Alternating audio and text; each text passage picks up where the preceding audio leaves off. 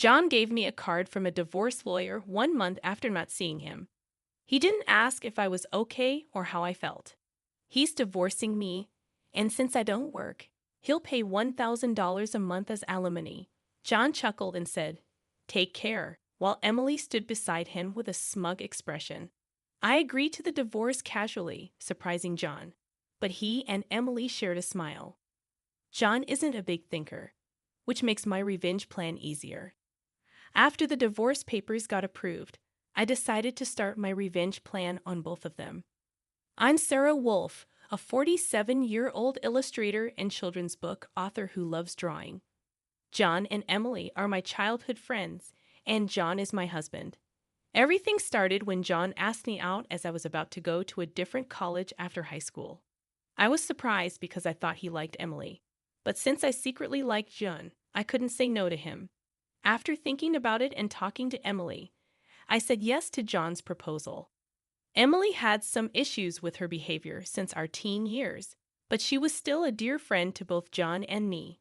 Emily had a habit of taking other people's boyfriends and then breaking up with them once they got too obsessed with her, causing problems repeatedly. Her parents were worried, so John and I spent time with her to look out for her. John and I got married at the age of 25. 4 years later, Emily introduced her fiancé, George, into our lives. He worked for a top-tier company. Nice to meet you, Sarah and John. I've heard so much about you. Looking forward to our future together. George was very polite, and we all became friends immediately. We would hang out during holidays and vacations, going on trips or long train rides to enjoy some drinks. However, things started going wrong after Emily became pregnant 2 years into her marriage. John and I had many siblings, so we weren't worried about having kids. We decided not to have children. We liked kids but didn't want the responsibility. Plus, we enjoyed our freedom to travel and have drinks. We thought families with children were heartwarming, but it was never more or less than that. When Emily told us about her pregnancy, John's behavior changed. He quit smoking because Emily didn't like the smell and even offered to take her to doctor's appointments, using his vacation days. I warned him, George might feel bad if you're always with Emily. But John argued, you have work. She's our childhood friend, and she needs help. You're heartless. I said, I've been buying things and helping as much as I can, but going with her to the doctor is too much. John frowned and glared at me, saying, why? Just because Emily wants it? She's anxious about the checkup, and I can't let her go alone if she's anxious. I replied, that's more reason for George to go with her, right? If you go every time, it's like you're the baby's father. John, feeling jealous, said, you're not going to get pregnant anyway, so what's the problem? He didn't take my worries seriously and instead got angry, saying I was being annoying. We rarely fought during our marriage, but things changed when Emily got pregnant. Our arguments increased, and it didn't stop even after Emily gave birth. John started spending even more time with Emily and their child, Emma. But when Emma turned 6, something happened. It was about the people attending Emma's graduation ceremonies. The day before the graduation, John suddenly started going through the closet. John, what are you doing? You have a meeting tomorrow. John's workplace had a casual dress code, but there was a rule to wear a suit during client meetings, so he always kept a few suits ready. But they were all thrown on the bed. Now, just trying to decide what to wear for the graduation ceremony. What? You're seriously thinking of attending the graduation? Yeah, George can't make it, Emily asked me. Wait, that's absurd. No matter how you look at it, I unintentionally raised my voice in denial. Immediately, John's face turned sour. I knew he sometimes picked up Emma from kindergarten, and I had done it too when asked, but it didn't make sense for a childhood friend who wasn't even Emma's biological parent to go to a graduation ceremony. What? You still doubt me and Emily? I'm disappointed that you can't even help out. That's not the point. Anyway, I'm attending the graduation tomorrow, so iron a shirt properly. John said that and abruptly ended the conversation, leaving me behind and going to the bedroom. I had no choice but to call Emily. Hello, Emily, about tomorrow. Sorry about tomorrow. I'm borrowing John, but won't George be upset about the graduation attendance, Sarah? What are you talking about? Obviously, I haven't told George that the graduation is tomorrow. I'll tell him after the ceremony. I was surprised to find out that George didn't know about the graduation plan. When I asked more questions, it turned out that Emily hadn't told George about any of the kindergarten events, and John had been acting like Emma's dad at the kindergarten, which felt really selfish. Wait a minute, Emily. Isn't that really unfair? It's not right to George, just because he's a childhood friend, right? What's the problem, Sarah? You're scary. Well, see you tomorrow. Wait, Emily. I was really mad at Emily, who hung up the phone without listening. Anyway, I ended up ironing a shirt, getting a tie ready, and the next morning, I saw John off to Emma's graduation.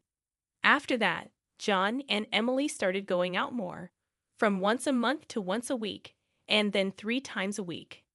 Eventually, even George started to get suspicious. One day, while John and Emily were out, he came to our house alone. I'm sorry for coming so late.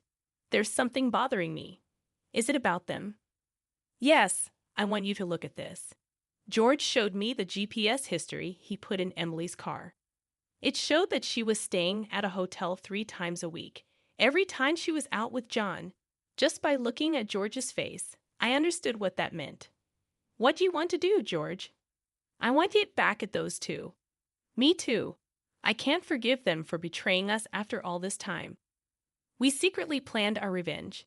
First, I worked on making more money because I had been saving by doing housework and taking care of Emma, and my income had gone down a lot. George started working from home, and when Emily and John went out, he brought Emma to my house, and we took care of her together.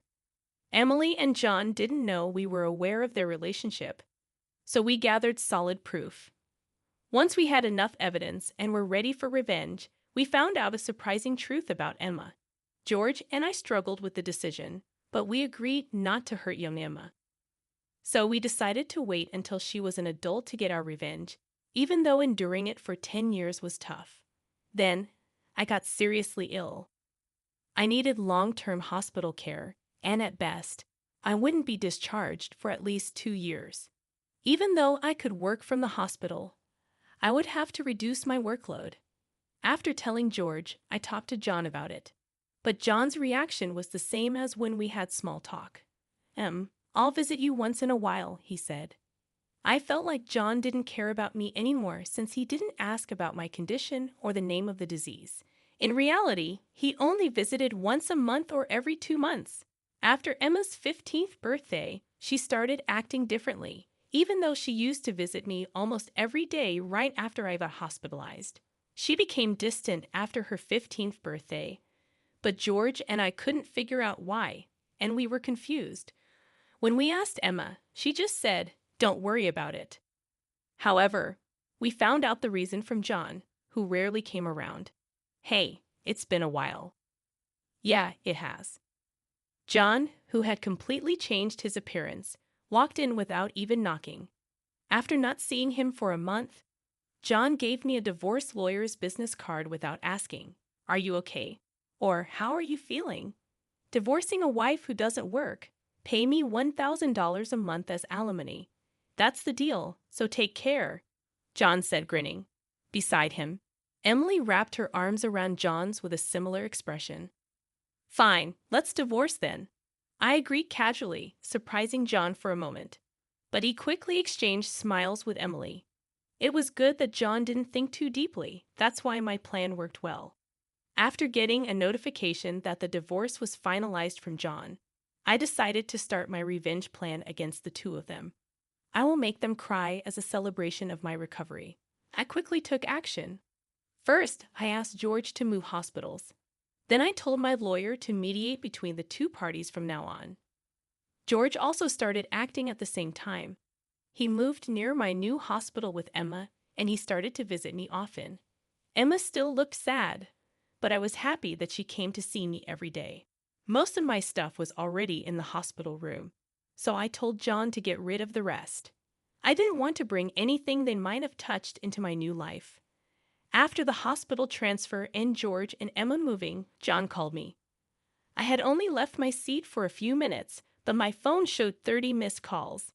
I answered the phone feeling annoyed. What? Hey, what's going on?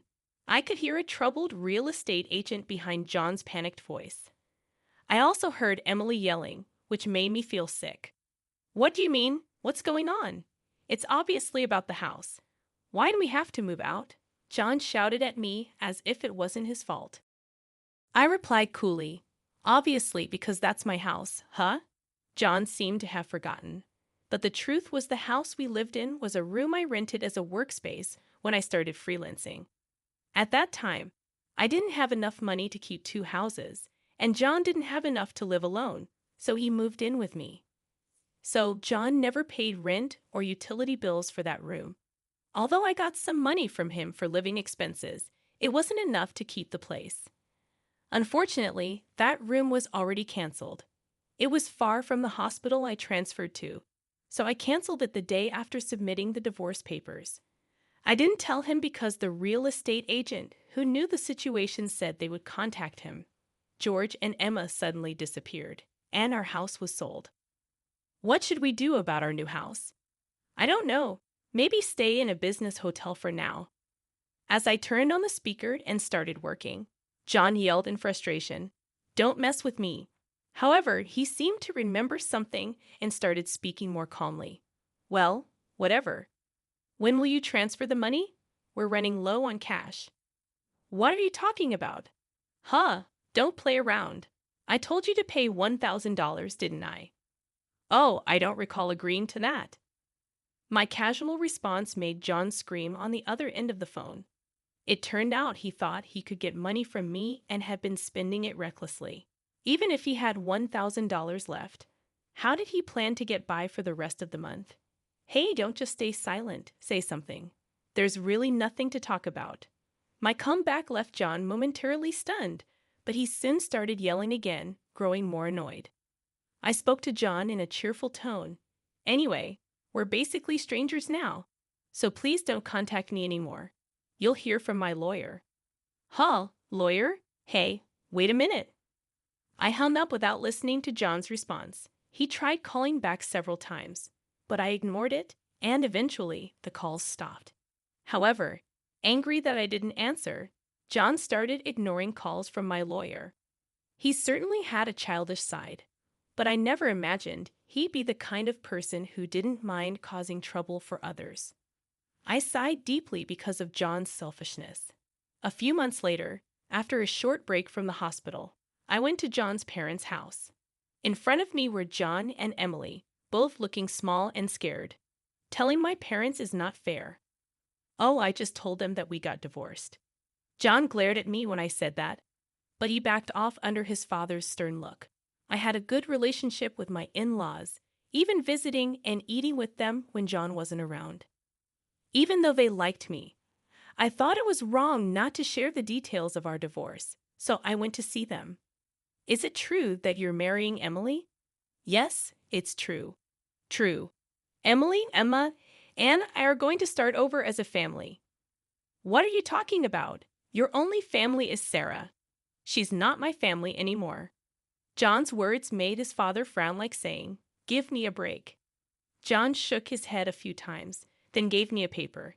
It was a bill from a luxury hotel nearby. What's this? It's the bill from the hotel we stayed at. John, acting like it was obvious, pointed at the bill on the table, then suddenly collapsed. Oh, what the heck, Mom, I didn't raise you to be like this. My mother-in-law, gasping for breath, was met with a look of disbelief from John. Next to him, Emily wore the same expression. Why are you so angry? It's just that the family is changing because I'm getting married. Plus, you'll have a grandchild, a blood-related one at that. Aren't you happy? My mother-in-law, looking as if she couldn't believe what she was seeing, glanced at Emily. Then she looked at me. Both my in-laws understood that I didn't want children and still treated me like their own daughter. They treated Emily, my childhood friend, in a similar way, but there was always a boundary between a daughter-in-law and a friend. I remembered Emily often complaining about that, so I was sure my mother-in-law wouldn't be happy about this situation. And Emily should have known it too. Do you spoil Emma, right? It'll be your grandchild, so you'll be happy, right? It's because she's a child I've known since she was little. Oh, but half of her blood is from John, right? Even after all this, Emily, showing no sign of remorse and acting like she couldn't understand the problem, gave me goosebumps.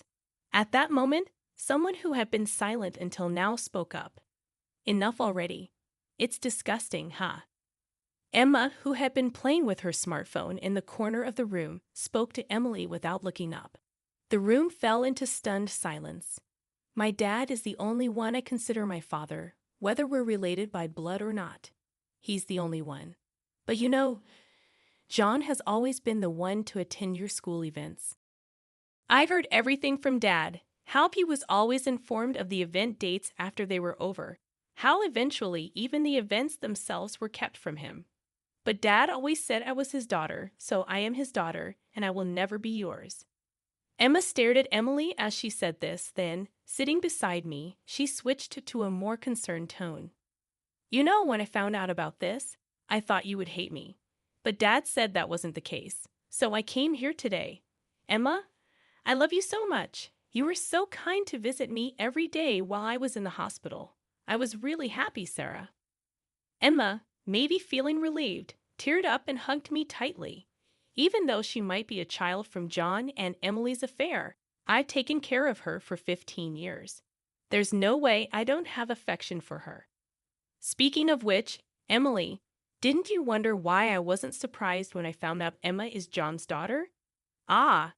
Emily looked startled before she could speak. A new person entered the room. We knew from the start, 10 years ago, actually, George. Emily started to panic when George suddenly appeared. Understandably so, as she had recently demanded a divorce on her own, citing irreconcilable differences. I was shocked when you mentioned divorce. Oh, and unfortunately, you're not divorced yet. The divorce papers are still here. Didn't you notice? What I realized. It wasn't in Emily and John's nature to confirm things, but I couldn't help but be stunned that Emily, despite the 100-day waiting period for women to remarry, hadn't noticed for months. So Emily is still my wife, and Emma is still my daughter. Well, there won't be a wife, though. Wait, what do you mean a 15-year-old can choose their parent? That's not true. Emma wants to be with Mom, right? Emily said that and looked at Emma. Emma frowned at Emily and held my hand. Emily was speechless and glared at me. Then John suddenly burst into laughter. So that's what it is. You two are together, huh? But too bad. Isn't it impossible to live on George's salary alone? Can you stop making weird assumptions? Also, it seems George earns double the amount you think Emily knows about, huh? It's probably a bluff, lol. Besides, it's impossible for you to work while dealing with your illness. You'll just die miserably somewhere. This time, I laughed at John's big misunderstanding. John, seeing me suddenly start laughing, was getting frustrated. You didn't know about my income, did you? Huh?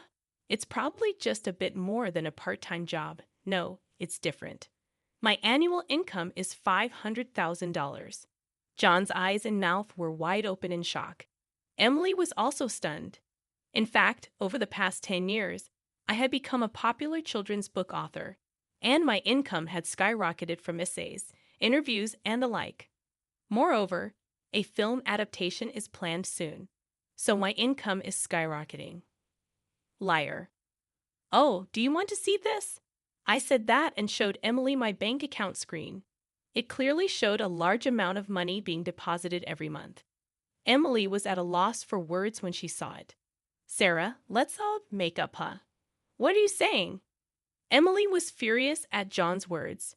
Blinded by the money, I watched them blankly and then opened my mouth. Well, if you want to get married, feel free. Oh, and I'll definitely take the compensation for damages, Sarah. Wait, Sarah. Ignoring John's words, I took Emma's hand, and after saying goodbye to my in-laws, I left their house. John originally worked at my father-in-law's company, but it was revealed that he was lying about going out for sales, and he was fired. my father-in-law planned to forcibly put him on a friend's fishing boat and work him to the bone. Working on a fishing boat was tough for indoor-loving John, and he contacted me several times, but each time I notified my father-in-law, and eventually the calls stopped. Emily lost the right to take care of Emma and got divorced from George. She didn't care much about John, who couldn't afford many things and didn't try to win her back. She was no longer a part of her family and lived alone in a not-so-nice apartment. She hadn't worked since she got married, and because she always had others do things for her, she couldn't do much on her own. It was tough for her to find a full-time job, so she worked several part-time jobs to pay for her living and child support, just managing to get by. After starting high school, Emma worked really hard every day to study abroad and attend a prestigious university overseas. She has always been diligent, and her dream is to translate my picture books and share them with kids all around the world, which makes me happy. As for me, my picture books are doing well, and I'm getting more offers for turning them into animated shows and selling merchandise. My illness is getting better, and even though I'm still in the hospital, the doctor said I might be able to leave next year. And one more thing, George and Emma come to see me every day. Recently, George expressed his feelings for me, thinking about remarrying. I haven't given an answer yet, but I find myself liking him more, especially since he wants to live together when I leave the hospital. While figuring out what to say, I continue working on my picture books every day, hoping for a happy future for all of us. I create new stories again today,